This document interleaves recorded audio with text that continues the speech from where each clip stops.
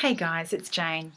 I'm here today to talk to you about REAMDE by Neal Stephenson. Let me show you. I'm not going to hold it up for the whole video because I just wouldn't be able to hold it up for that long, but this is REAMDE. It's a few years old now, but I've just reread it and I wanted to share with you some of my thoughts about this book. In some ways, REAMDE is a classic Neal Stephenson book. We've got action, we've got nice little observed moments and moments of humour, and we also have a lot of info dumping along the way. However, it is also quite unusual in that it doesn't really have any science fictional elements at all. It's a contemporary adventure slash thriller that's all about a kidnap. The two central characters are Richard and Zula Forthrast. Richard Forthrast is the co-founder of a game company that runs a massively multiplayer online game called Terrain. He's a multi-millionaire and he has a pretty interesting past, but now he's kind of an older man. He's never married, doesn't have any kids, and he has the position of the sacred monster of the corporation, which means he doesn't really have to do much of the corporate stuff anymore, but he's kept on and brought online to deal with strange, weird issues as they arise. Zula is Richard's niece. She was born in Eritrea and lived her early life in Africa as a refugee. As a child, she was adopted into Richard's family and grew up in the Midwest and has a lot of American Midwest kind of experiences and cultural additions, but she also had these really formative moments in her early childhood in Africa, and those are quite significant as the story progresses. The other important character at the beginning of the story is Peter, Zula's boyfriend. At least they were girlfriend and boyfriend at the beginning of the story, but Peter does something spectacularly stupid, and as a result, Zula breaks up with him the minute that she hears what's going on. So Zula is a geologist working for Richard and the game company, and the game Terrain is it plays a quite significant role in the story. Both for kind of light relief, as some of the real world action is pretty grim at times, but also there's lots of interesting stuff to be investigated there, and the story overlaps between the real world and the Terrain world in surprising ways. So the stupid thing that Peter did is this. He got upside down in his mortgage and he needs cash fast. And because of certain opportunities that come to him because of his profession, he has access to some credit card numbers and makes a deal with the representative of a member of a Russian organized crime family to sell these credit card numbers. Unhappily, something goes wrong with the transaction, and Wallace, who's the Scottish accountant who is the contact between Peter and the Russian mafia, essentially arrives and takes Peter and Zula, who happened to be at his apartment at the time when he arrives, hostage. And from there, things escalate quickly.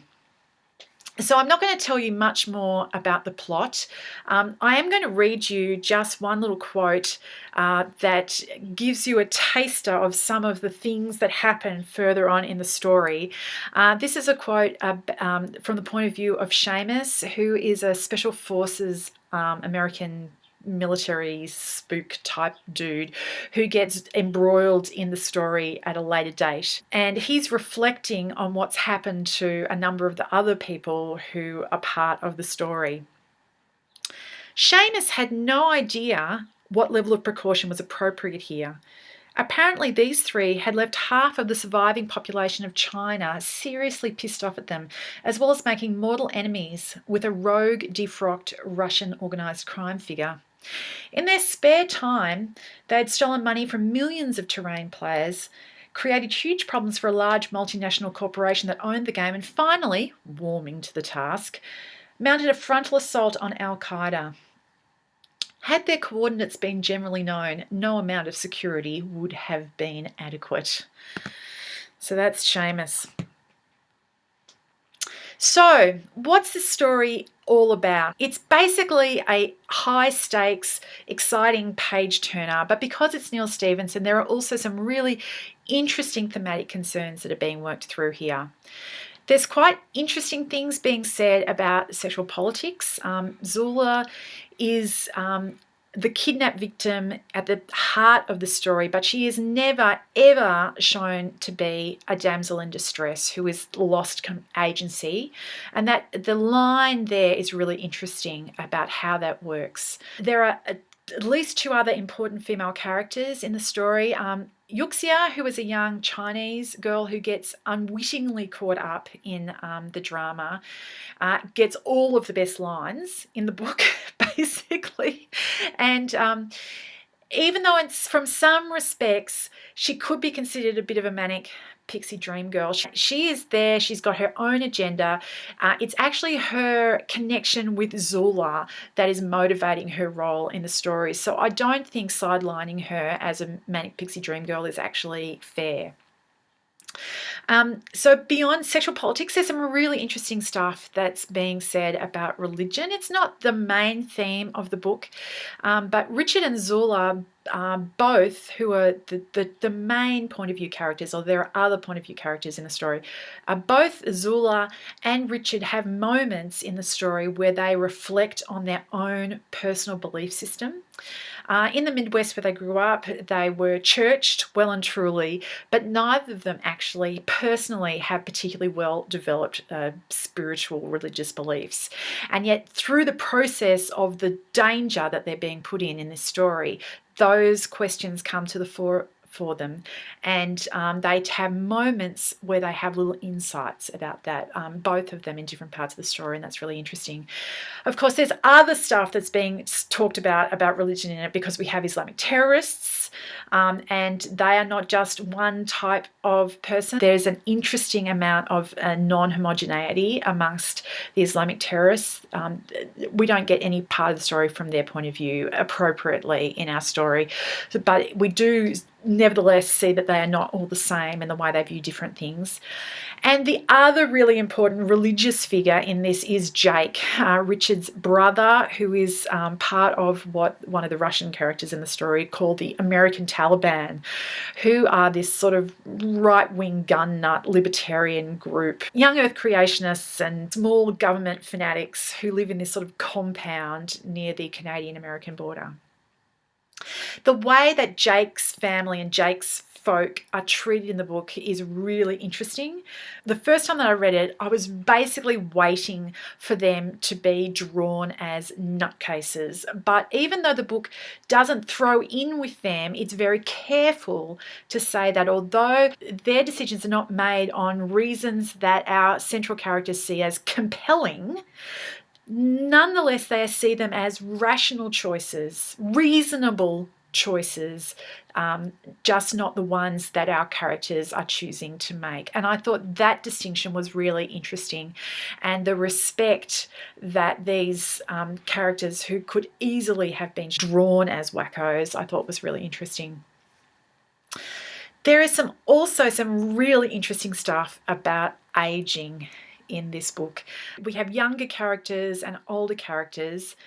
Richard does some interesting thinking about aging and how that's, impacting on him, and also weight loss. He has in the back of his mind a bunch of what he calls furious muses, which are voices of his ex-girlfriends who are always nagging him in the back of his head. And one of the things that they nag him about is the fact that he should be doing more exercise and losing weight. And there's some interesting things about that in the book.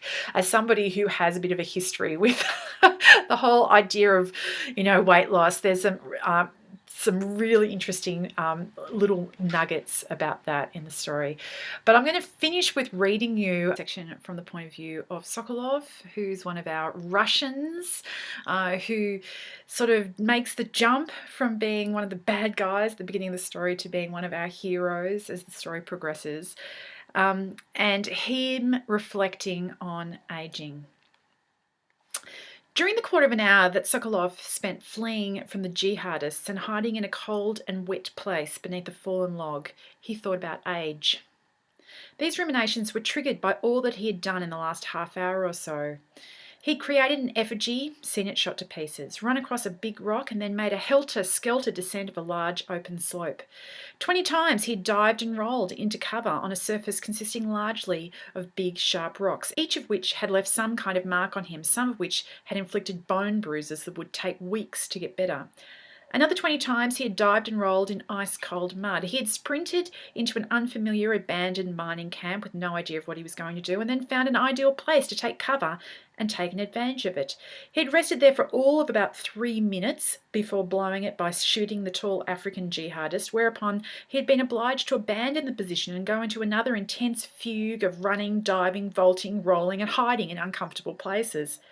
All this effort, all these risks taken and damages sustained, had achieved one thing for him, which was that he had killed exactly one of his numerous foes. Now, had he been a 17-year-old, he'd have harboured foolish and unrealistic expectations of what could really be achieved in a situation such as this one, and he'd have believed that the payoff for all that work and risk and pain ought to have been greater than bagging one enemy. Driven by that misconception, he would have been slower to abandon the log cabin, slower to give up on the hope of shooting the man who had hidden behind the outhouse. He would have adopted a combative stance towards the main group of jihadists who had come running back to the camp. As a result, they would have surrounded him and killed him, all because he was young and imbued with an unrealistic sense of what the world owed him. On the other hand, had he been a few years older than he really was, or not in such good physical condition, then all the running and diving and exposure to the elements would have felt much more expensive to him, unsustainable, disheartening. And those emotions would have led to his making decisions every bit as fatal in the end as those of the hypothetical 17-year-old. So, as loath as he was to be self-congratulatory, he saw evidence to support the conclusion that he was at precisely the right age and level of physical conditioning to be undertaking this mission, which, viewed superficially, seemed like a favourable judgment. But with a bit more consideration and, as he hid behind the tree and listened to the jihadists beating the bushes, he did have a few minutes to think about it. It was really somewhat troubling, since it implied that all the operations he had participated in during his career before today had been undertaken by a foolish boy in over his head and surviving by dumb luck. Whereas any operations he might carry out in the future would be ill-advised excursions by a man who was over the hill and past his prime. He really needed to get out of this line of work. Anyway, that's it for me today. That's REAMDE by Neal Stephenson. I hope I've given you enough of a taste to encourage a few of you to go and have a look. I hope you're all well, and I'll talk to you later. Bye.